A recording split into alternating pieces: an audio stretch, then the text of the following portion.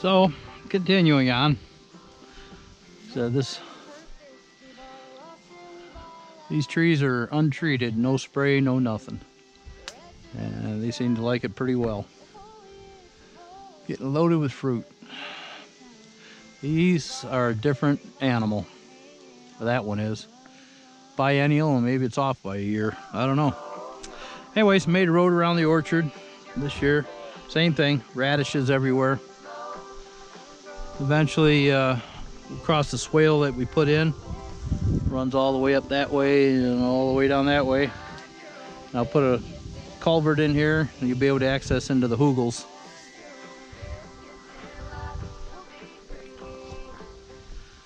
And Rick excavated out a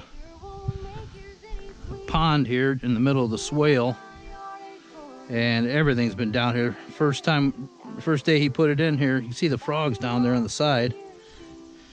They're rather, I think you can see it. There. Anyways, the water snakes are down there. First day it was so dry and dusty out, but come in handy. Hook up a solar pump, irrigate the garden, probably do rain collection, I hope, off the barn and the house roof and the boat shed. Put tanks and you'll be able to gravity irrigate the big kitchen garden over there. So that plastic we put on yesterday, covered the entire hoogle with it. Cleaned out a lot of stumps, but you know, Rick wants to kill off all the weeds that are on top of it right now. And then next year it gets manured and layered with straw and planted. Working pretty good. And this is the old potato point from last year, if you've seen that.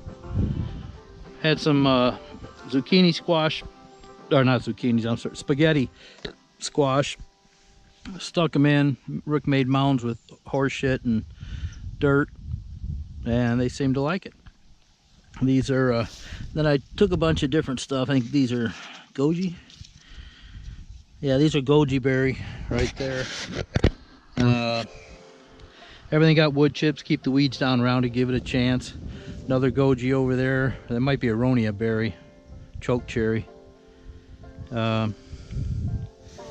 Anyways, there's a variety of them there. There's where those orange flags are. There's a giant Chinese chestnut, a couple of them. There's a hardy pecan, more goji berries, some blueberries, spaghetti squash from a friend's farm. Saved the real good spaghetti squash seeds and seem to be doing the job. This plant's doing really well. Jeez. So anyways, I like spaghetti squash. Hopefully somebody besides the deer gets them. From last year, volunteer potatoes everywhere. And more of the radishes. They're gonna do the job. These things are incredible growers. They're real good and solid too, or by themselves. I think maybe I went a little heavy with them, but what the hell. These piles I think I might have raked up after I got done, because they're there's like gazillions of radishes. Look at that. So beautiful. Sweet, horseradishy. Compost pile needs work. Been flipped a few times this year. Kitchen scraps in there, greens, trees, horse crap, straw. Round bales are gonna sit. Deer will probably gnaw on them this winter, but what they leave will go in the piles next year. My little pink pearl tree, struggling on through, but she's making it. I think I'm gonna close you up for the rest of the summer here. Maybe help you get through the winter. See how that goes. Pink pearl tree from transplants a couple years ago. There's another one in a cage here.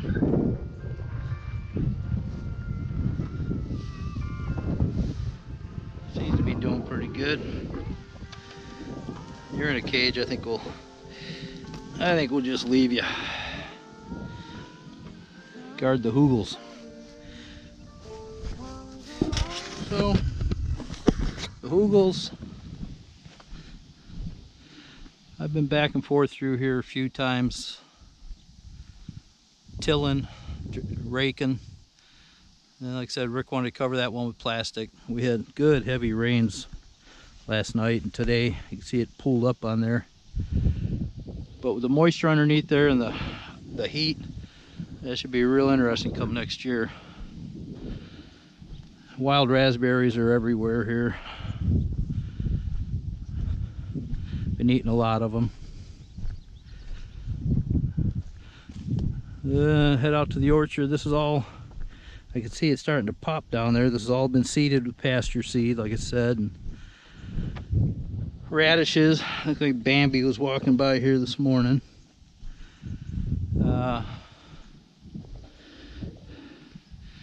Anyways, that's all the hoogle section back in there from 3 years ago.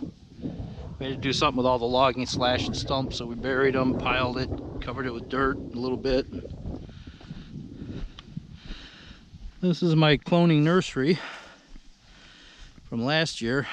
Got a lot of abuse, but a lot of it made it. And hopefully it makes it one more year. Quite a few varieties in there, I guess 20 or 30 varieties. If they make it, I can transplant, make them grow. Both of these hay rows here are hazelnuts Rick put in, and they seem to be doing okay. So these will be hazelnut hedgerows. This was a hoogle, but we cleaned it up, spread it out because we wanted the nursery area. There's remnants of it there. We'll see what we do with that. But it's like a big horseshoe, and then it's got a couple of hoogles on both sides. You can see where Rick put gypsum. That'll get tilled in again. That helps break up clays. In here, these rows is Jerusalem artichokes. First year, we're just going to leave them. There's also radishes that were spread in here yesterday. These rows right here are all rootstock for apple. Once they get going, we'll mound them up and we'll be able to just pluck the rootstocks off that we need. These were experimental beginning of the season this year. There was MM111 and I don't know what that is, Glockenapfel, I guess, German apple we're going to grow. But quite a few of them made it. You know, they're grafts. The ones that didn't, a lot of their rootstocks made it, so I'll just stick something else on them next year. Yeah, that's a little nursery thing.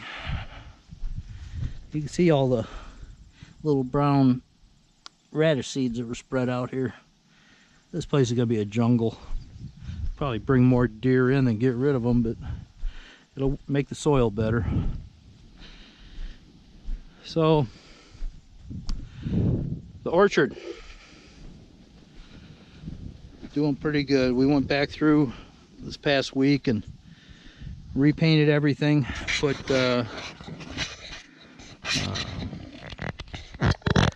fresh paint, put the cages back on, cut out any dead stuff. There's a couple of them where the trees died for the most part, but on the bottom there were shoots coming out above the rootstock. Like for instance over here, I think this was a Baldwin, maybe I'm wrong. It is a Newtown Pippin, but down the bottom there above the rootstock there were shoots coming, so we saved the tree.